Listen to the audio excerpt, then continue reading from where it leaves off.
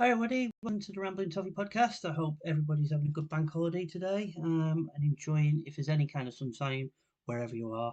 Um, I've been away for a while, and I come back and it's same old really. It's the same old performances, the same old excuses, the same old. Uh, it's just as usual pissing me off. As usual, I'm fed up with it. I'm basically fed up with it now. Not just on the field, with the performances from the players, performances from the manager, performances from off the field as well, from the owner, from take failing of takeovers, new people coming in, all sorts of things. I wanted to start this podcast. I ended last podcast in optimism, positive for the future, having somebody, hopefully, Friedland Group coming in, hopefully to take over the football club and take us forward into Bramley-Moore Dock and into the new stadium and all the wonderful things that we're going to have. Players were coming, being signed. There was an optimism element there. And then as the summers weren't worn on, Dave dropped out. We're still looking for another person to take over the football club. Obviously, John Texter is now the new person who wants to take over, but he has to get rid of his shares at Crystal Palace before he can actually take over Everton Football. How long is that going to take? Is this going to go on forever? Is there anybody else out there? I'm sorry, but I'm starting this podcast. I'm trying to be optimistic. The only optimistic thing I can talk about is the stadium. It's close to completion. It's about 11 weeks away. It's fully funded according to the club. So that's great. So that's a positive. That's over there. But I want to talk about my football club and how they play football week in, week out. That's why I support my football club. I support the team on the field.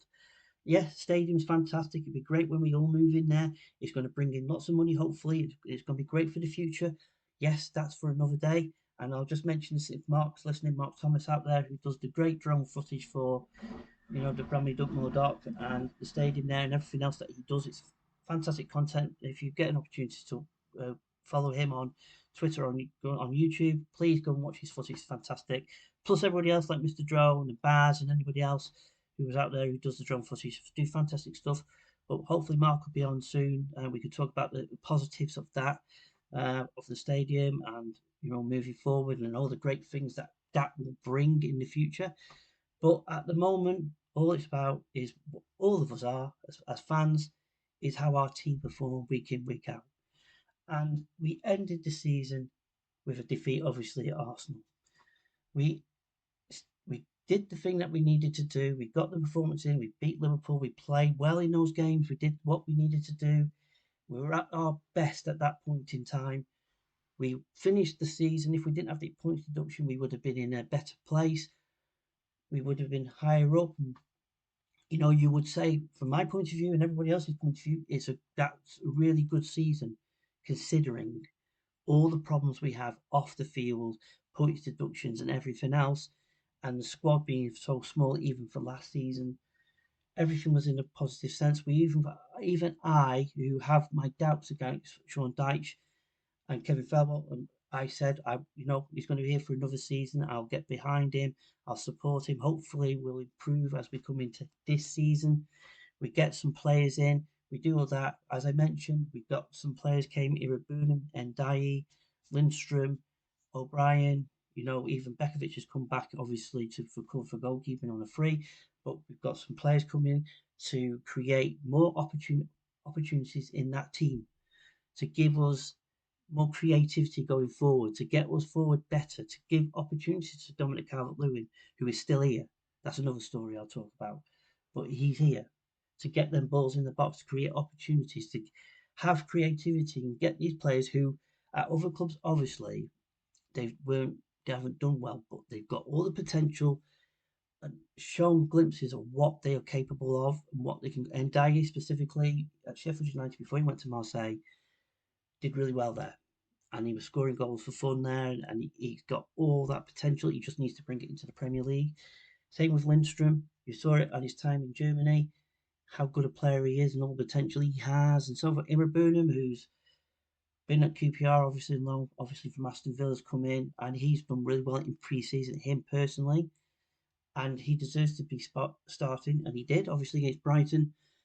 But Obviously, Braithwaite's injured, but we start the season with that optimism that we got some players coming in. It's an opportunity for, say, let's give O'Brien a chance. I know, is he that wonderful word that Sean Dyche has said? Oh, he didn't have the experience. We need Premier League experience to come in to make into the team for the first game of the season. He went with Michael Keane, obviously with Braithwaite, uh, Braithwaite being injured and O'Brien sitting on the bench.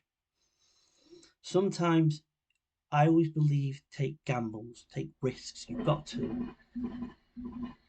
The only way we went forward last season, when we went for a long spell last season, and that defeated Chelsea, was the manager and the players and everybody, the manager specifically, changing his view and trying something different, doing something different, getting a tracksuit on instead of his suit, changing something at the ground at Finch Farm. The players, everybody together. Let's try and fix this. Let's try something different. Let's do something different, and it worked. Because a week later, we started to get results again, and that's when we picked up. And what do wins do? Gains confidence. And okay, you know, it's the start of the season. Last season, we started the first three games, I think, with defeats, and we started last season poorly, but we picked up. And this is in a reflective mode of the Brighton game and the Tottenham game. That yes, in the Brighton game, he starts same old from last season. Jack Harrison on one side, McNeil on the other, Decore, because he trusts them, and he helped him last season. He trusts them, and he gives them the opportunity. Right, you're going to start. Dominic Calvert-Lewin up front. Irabun has to play. He's been playing well enough, so he will start. He's your new starter from the signings that we've made. Your defence is Tarkovsky and Makalenko, who was injured near the end of the season, and Ashley Young. So you've got three players plus Pickford are the players that probably were most of last season. So there you go. And only Keane came back in, obviously because of Braithwaite being injured, but everything else is the same. And as I was on holiday and I watched that game, I just knew what was going to happen because Brighton set up the way that they do. They pass the ball around really well. They have all the possession, but they've got pace on the wing. And we couldn't deal with that pace. And the inevitability happened. You go one down, you go two down. You just knew the inevitable, and we gave up. There's no fight players. And Dyer came on, and you brought players on. And Strom, you gave them finally the opportunity, but with 70 minutes, an opportunity to come on to try and get a goal, make a difference. It was too late. So again, like last season, a lot of games last season, the criticism I had, and real criticism about decisions about substitutions and when you make them, and when you think it's the right time to do so, it started again. And when you as a fan can see that things need to change, and it's not just you, it's everybody in the stadium. Oh, we need to make changes. Something needs to be different. We need to try something different. We need. He leaves it to 70 minutes, but he does like for like. Doesn't try to do something different. Try to put like a 4-4-2 scenario. Why do you put Beto and Calvert-Lewin together? Try something different. I know 4-4-2 doesn't always work, but try it. Doesn't If it doesn't work, it doesn't work. But try something different. And we saw that when after the Chelsea defeat, try something different. It worked. Everybody was doing different, doing what as a plan, an idea, a way. This is what we're going to do, and it worked. But it's like same old again. And that game just typified the point when biggest thing was about quarter to two before the game kicks off at 3. A team sheet comes out like that, and you're just like, what's the point? You just know what's going to happen. You just hope that we right on it straight off. But it was disjointed again. It was like they're not played with each other. It was like they're way behind on fitness. They were like It was like the pre-season. We needed more time to be prepared for the season to start. It just felt like that. We just felt like we needed more games. We just like we needed, to be up to speed. And if you look at Brighton, you look at any of the games over the last that weekend, every team that you watched, they were up to speed. Even Ipswich, who obviously lost to Liverpool, but for a period of time, you watched them. They were getting forward. They were passing the ball around. They were ready to go, and everything was ready for. It just seems that we weren't prepared, fitness wise or anything tactically. And we've seen it throughout the summer where it was more fitness, fitness, fitness, gaffer day, and everything else like that. And it was later on, you can just see in the Coventry game specifically, where tactically they were better than us. Obviously, they played more games than us, but tactically it was like we didn't have any kind of tactics, and it was just like on the whim. Oh, we'll just do what we need to do and get through the game.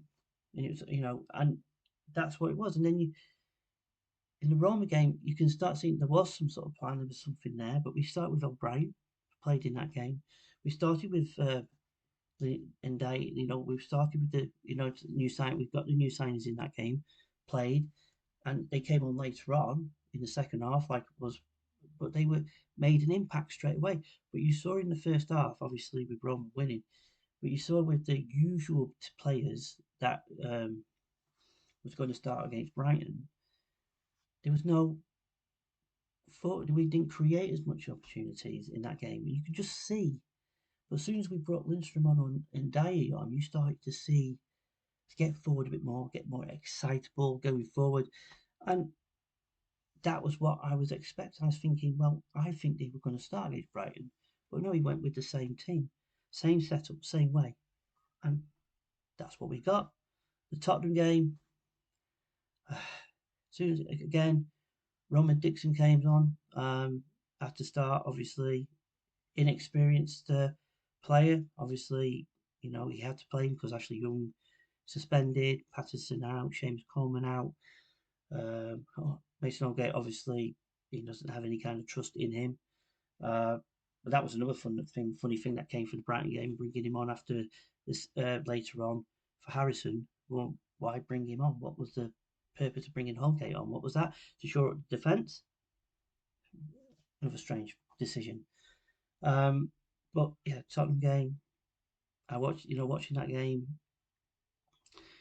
There's certain moments, but he went with Rowan, same team to an extent in the first half, and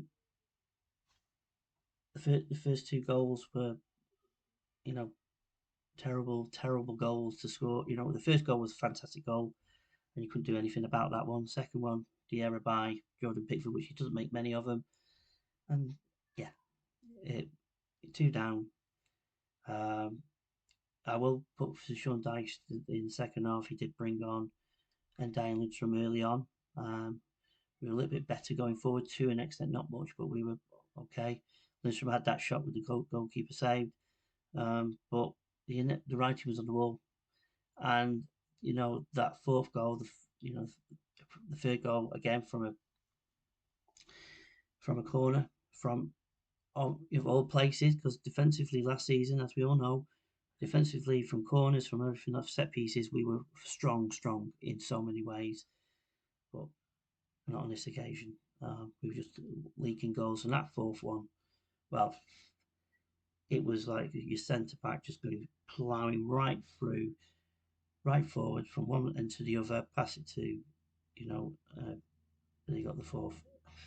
Just and you could understand the anger, and you understand the fed up of a lot of fans and reactions afterwards. I'm very reflective on this subject. After the game, the feeling I had at that point was, how far can he go? How far as a manager? Yes, the players go on the field, but they are told tactically or plan what we're going to do in that game. Yes, there's injuries to Braithwaite and James Coleman and others. There are injuries there, and obviously, but there's not a major amount of injuries we got in that team. And you know,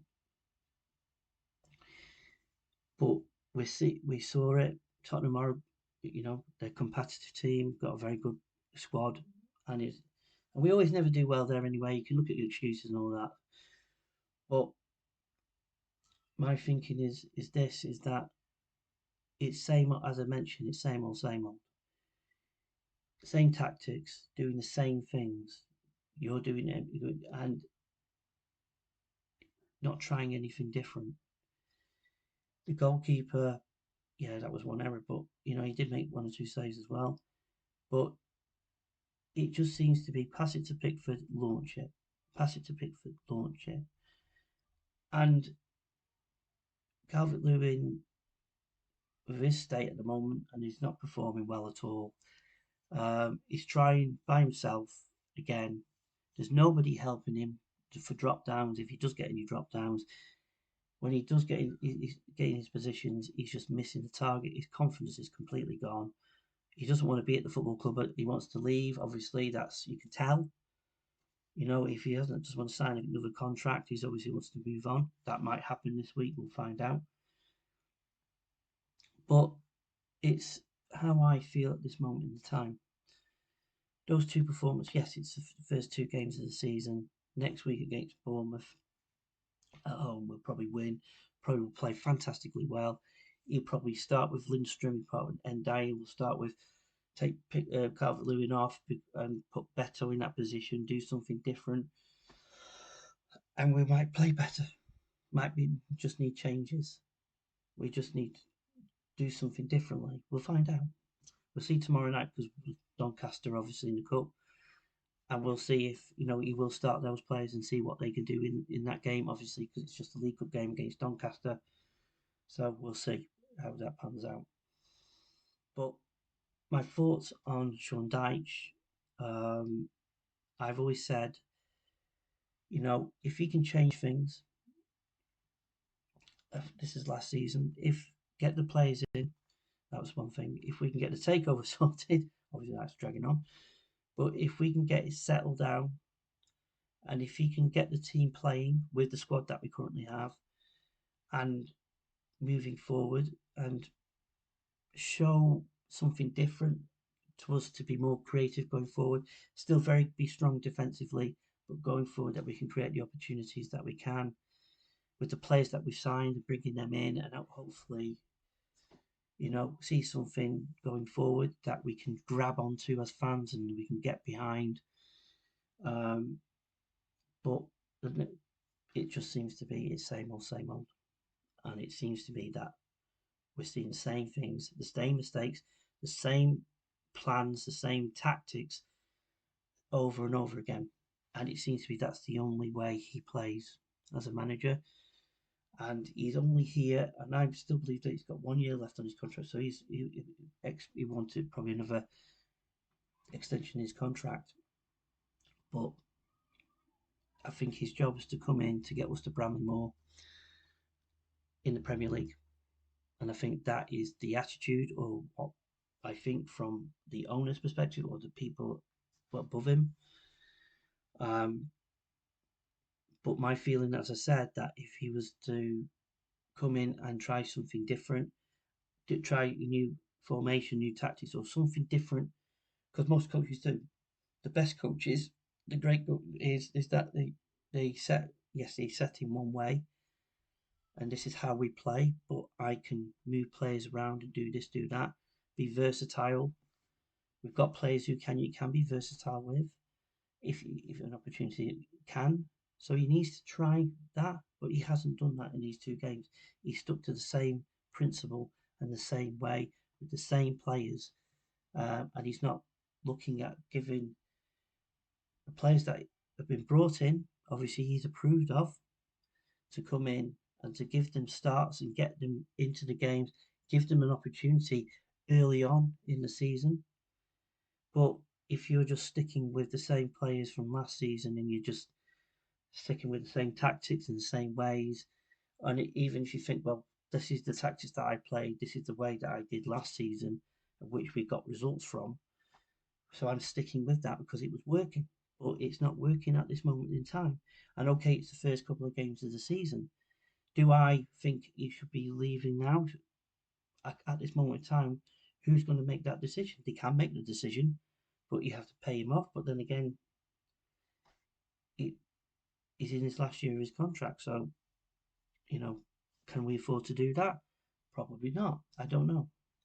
And it's just like we're stuck with him.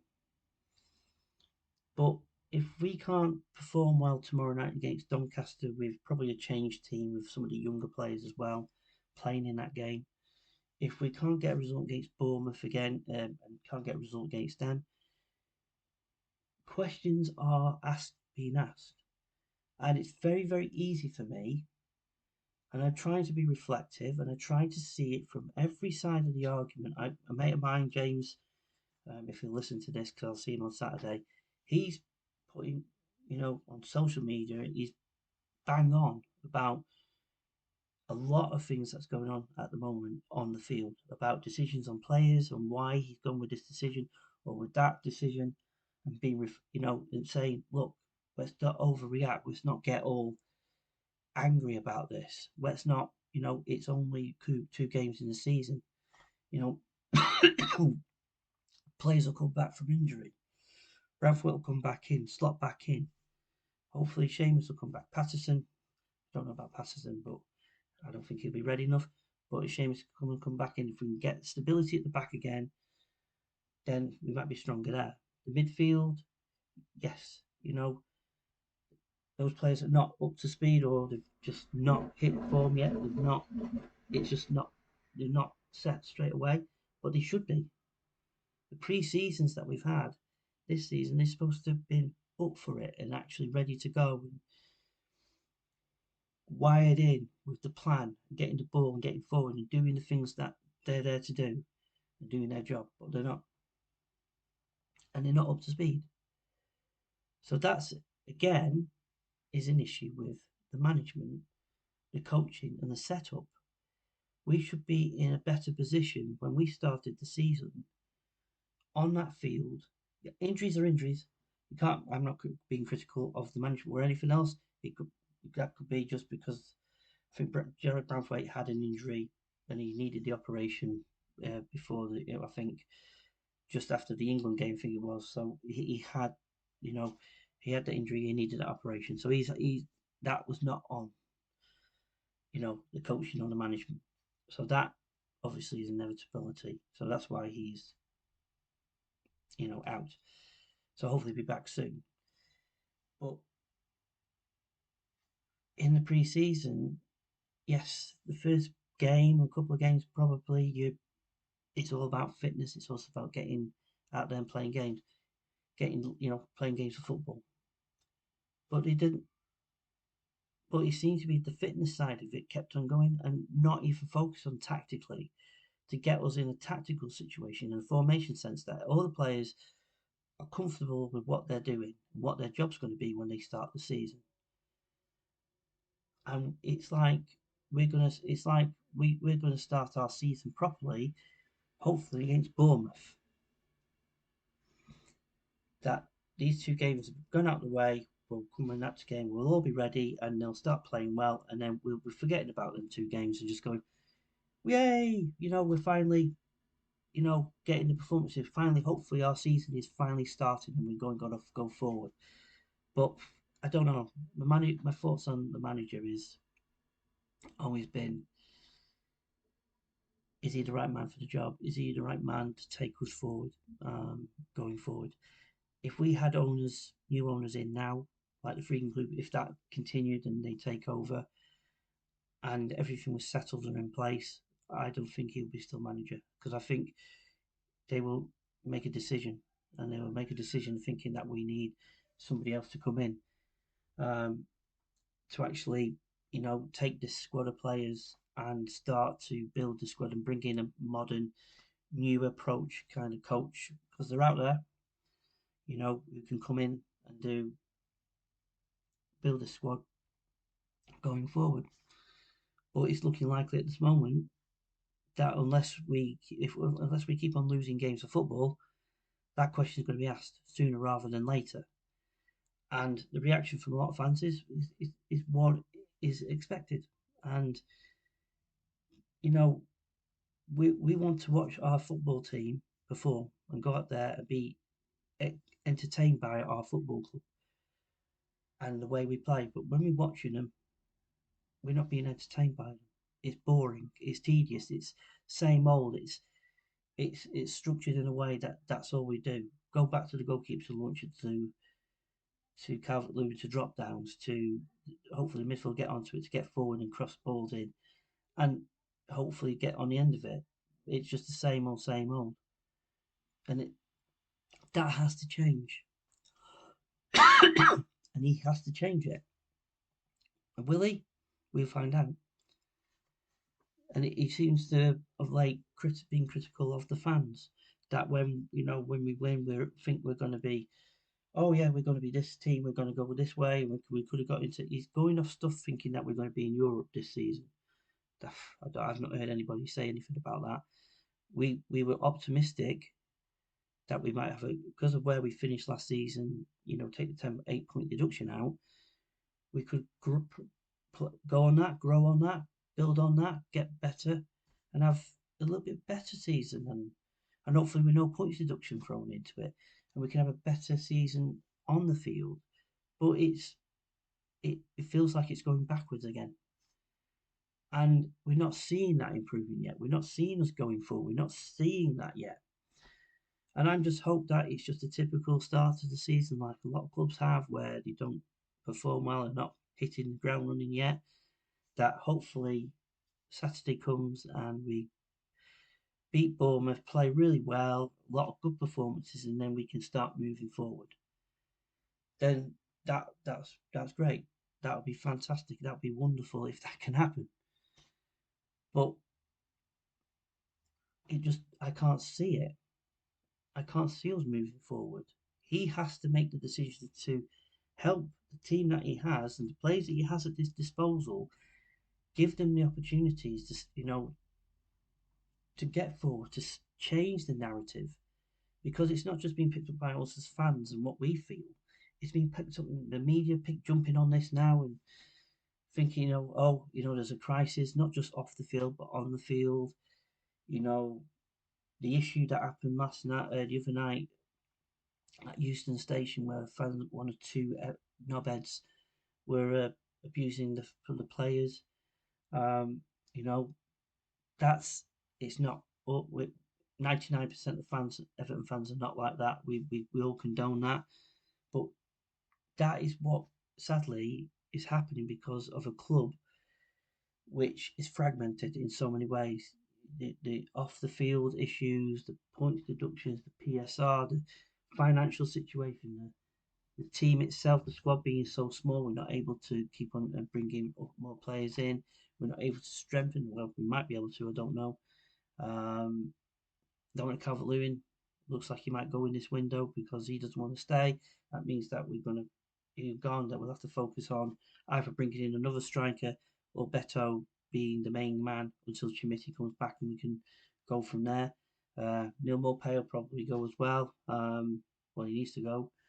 But there's a lot of things going on, a lot of negativity around off the field, but on the field as well. And when we've been together and we've got behind the team like we did last season, and we always have done, or the 1878s, we put all the flags out for the first game against Brighton, and all the work that they do, and getting everybody unified as one.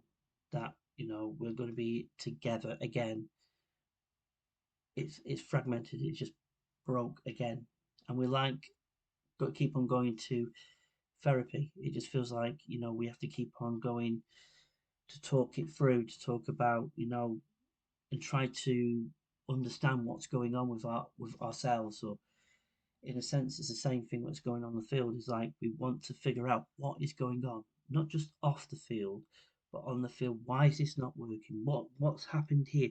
Why is the manager continue to stick with these players? Why isn't this happened? And what's happened is that we all have differing opinions.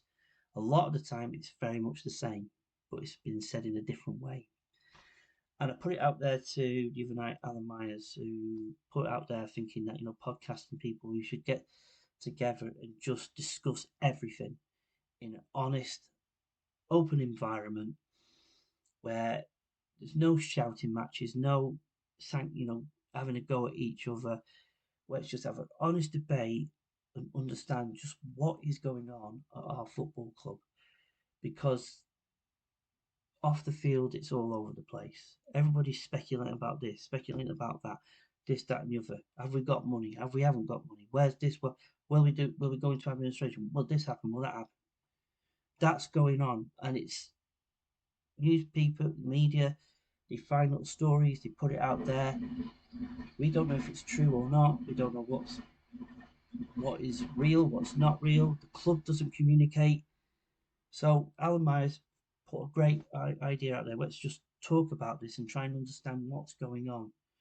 But what I'm just saying is what's not helping is not just what's Sean Dyche talking about the performances, being very critical of the fans, being his opinion on experienced Premier League. He'd rather have experienced Premier League players starting, but then he has to start somebody who doesn't have any Premier League experienced players. So it's things like that. When he says things like that, he has a little bit of a pop at the fans because we're 1 minute we're happy thinking that we're going to go this way and we're going to do well, and then all of a sudden we lose games and then we're back to thinking that we're getting relegated and we're just terrible and having to go at the players and everything else.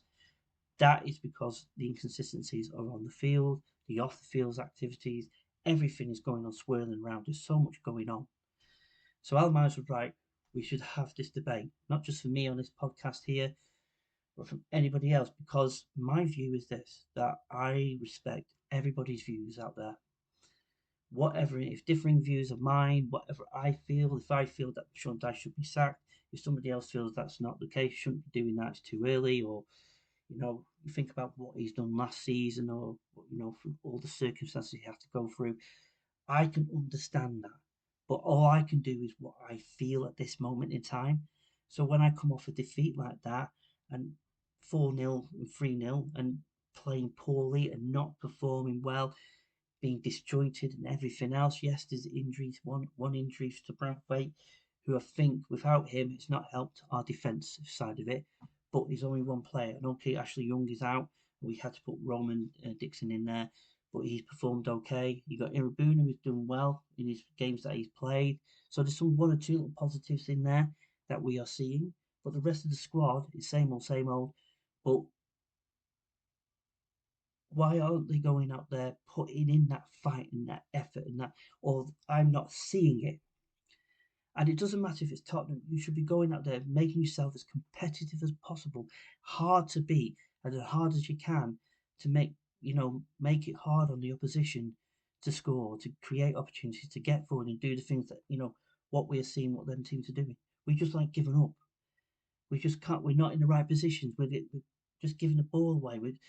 Passing is terrible still. We're not doing the things that, supposedly happens in training. Supposedly it's being relayed by the manager and the coaches. This is what I want you to do. You go on the field and they don't do it. Doesn't matter who you pick. I know I mentioned that we should have tried, why don't you try with new players start the game? Why? Just try it. Doesn't, don't risk it's early in the season. There's no risk there. Just try it. See what happens. See if they actually help the performance, help us to get forward more, to be more competitive. But the main setup that Sean Dyche has always had with the Everton teams and the Burnley teams is that it's or to set up in a way hard to beat, committed.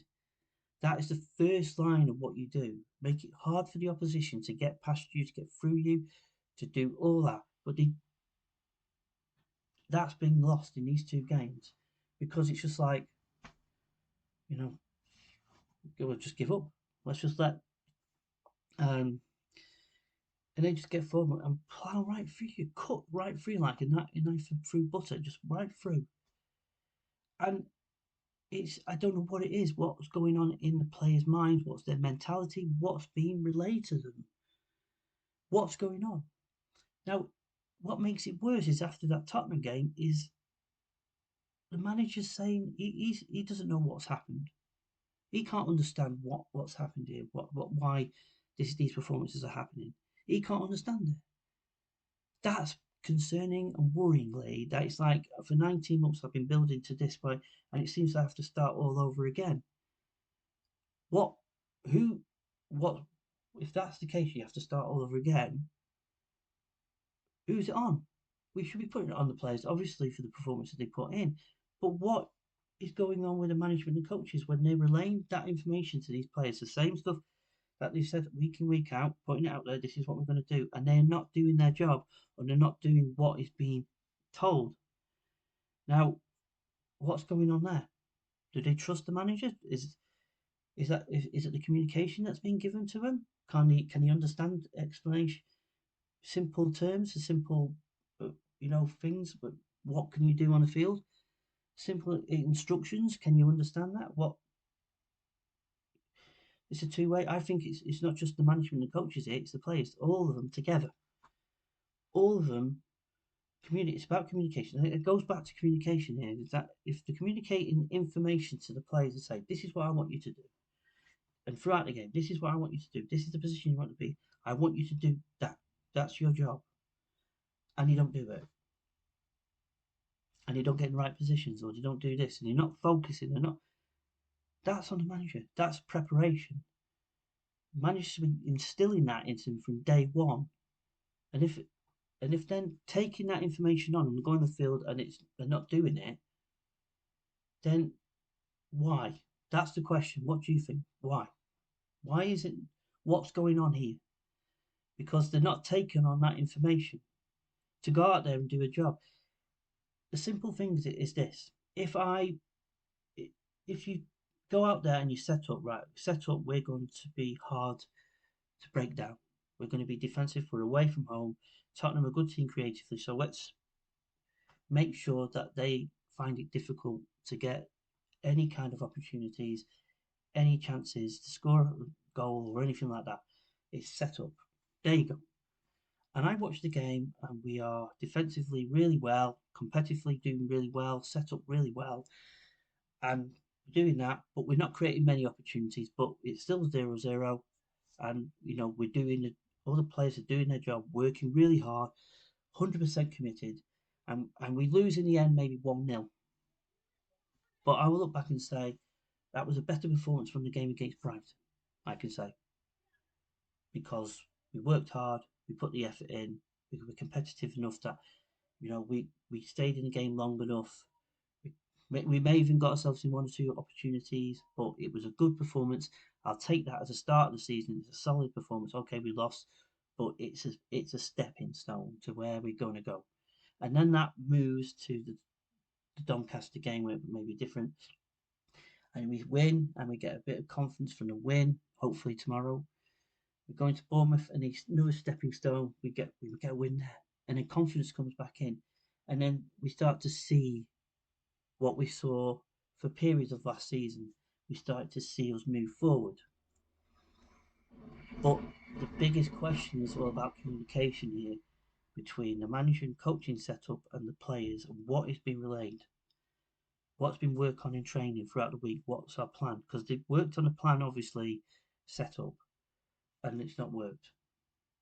So you see, this is when my doubts with Sean Dyche here, plan Bs and Cs and whatever else, is when that is not working, you have to do something different. Those players are professional players.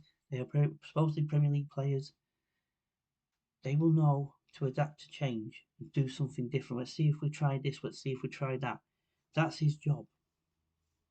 It's not my job. I like to speculate in what I think the formation will look like, what I think this player could do, what I think that player can do.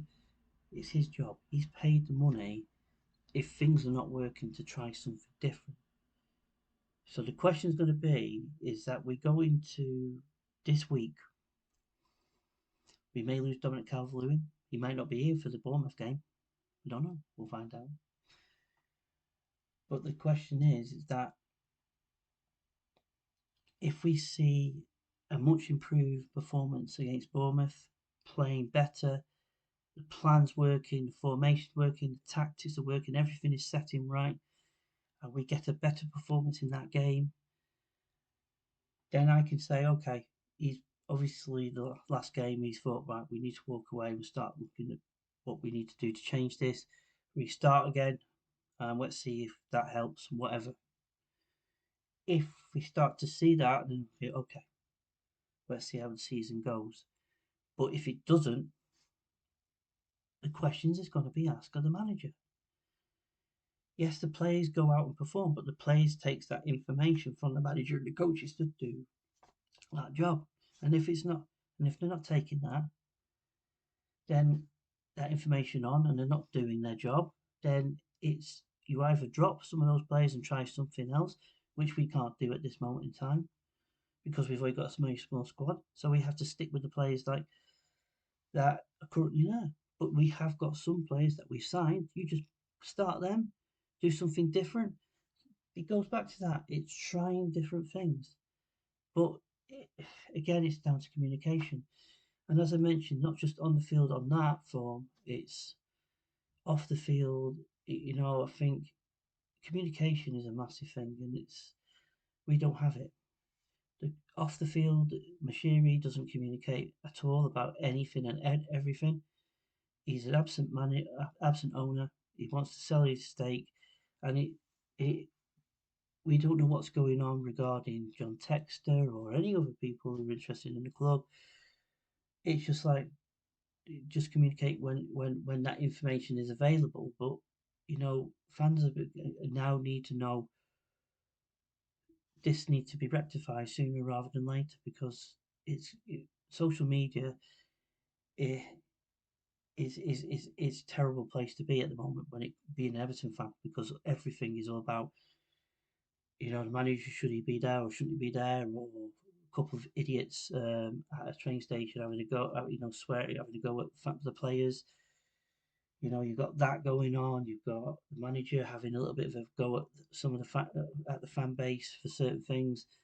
And it's not needed. We need to be a unified front. Everybody's together. Everybody getting behind the team. Doesn't matter, and just hope that the next game we get the results and we can move forward and we can be in a positive frame of mind that we can start our season and have hopefully an okay season and just go forward without any kind of other issues going on. But we need clarification on where this club's going off the field. What's happened with John Texter? Is it genuine? Is he going to take over? Is it going to be soon? Is it going to drag on to January? Is this going to drag on and on and on and on and on?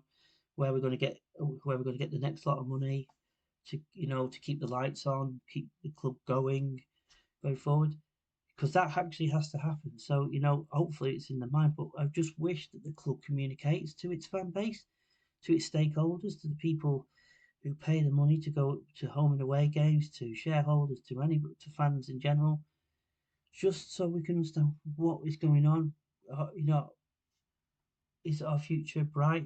And we've got this brand new stadium, yes, but we still have to get there. How are we going to get there? Have we got the right owners, the right people, right off the field? But that communication needs to happen, and we need to put that pressure on the club to actually start doing that or on Moshiri to start talking to us more about the future of that. I'm not referring to the stadium. I'm referring to the club in general. That where are we going? Where are we heading to? Because it's all about the stadium, which is fine in getting there, but are we going to get there? And we need the right people to take us forward. Obviously, it's not going to be Moshiri, but he's not communicating. He doesn't want to communicate, and it's down to, like as Alan Myers has said, that we need to all get together. Let's talk about off the field, on the field, players, this, that, and the other, and have a adult discussion about it, and not shout at each other and then not argue. You can disagree, that's fine, but come to some solution that as a fan base, that we're all in it together, that we'll get behind the team and behind the players. That's what we all want to do, and we will do. We'll continue to do so, and I will. Every game that I go to, I'll get behind him. if it's watching on TV as well, get behind them 100%. I want them to do well.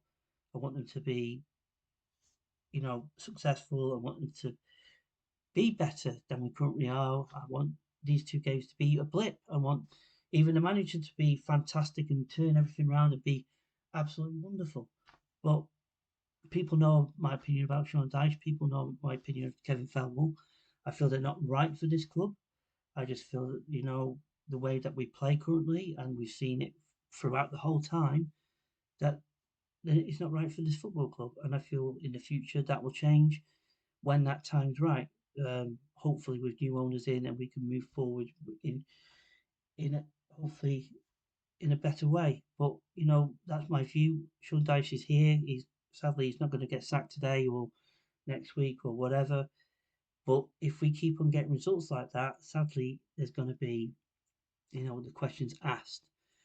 But as I said, I will keep on going to the game and get behind the team 100%, and I'll do everything that I can as a fan to get behind my club. And I want them to do well. I want things to be sorted off the field.